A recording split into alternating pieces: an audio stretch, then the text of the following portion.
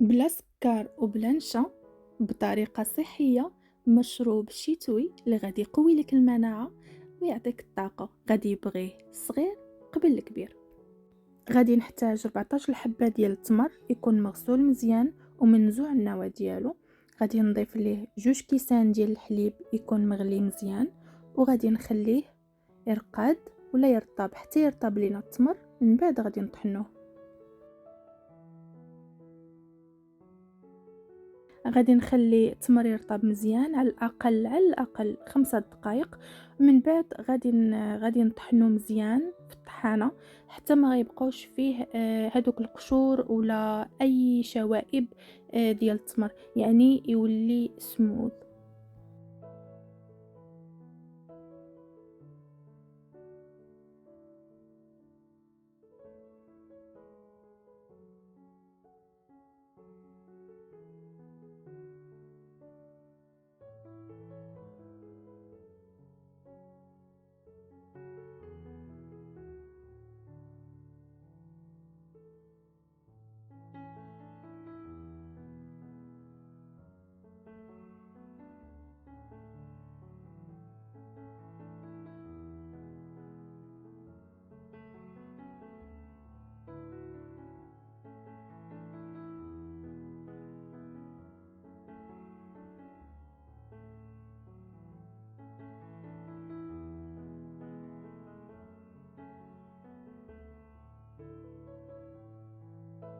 هذا هو القوام ديال الخليط، كيكون سموذي. ما فيش حتى شي شائبه، ما فيش حتى القشور ديال التمر. من بعد غادي نزيد نضيف له كاس اخر ديال الحليب اللي يكون عادي بدرجه حراره الغرفه.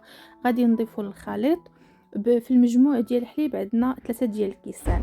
من بعد غادي نضيف معلقه صغيره ديال القهوه، 4 معالق صغيره ديال السكينجبير طري او بودره، 6 ولا 7 ديال الحبات ديال الهيل وعود ديال القرفه.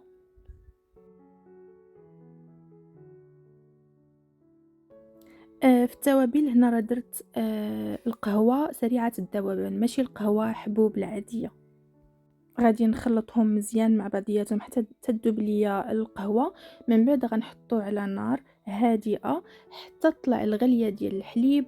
من مور الغلية نخليوه يغلى واحد 5 ولا 6 ديال الدقائق حتى كتطلع لنا داك الفوم اللي غتشوفو من بعد.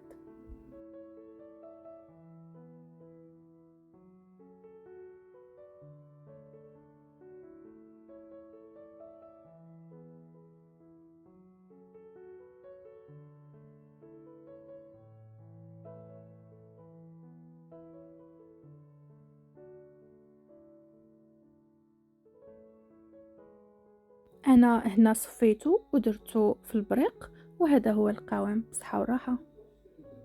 الى عجبتكم الوصفة ما تنسوش تدعموني بلايك وكومنتير، كيشجعني انني نقلب لكم على وصفات جديدة ومشروبات شتوية جديدة. سلامة.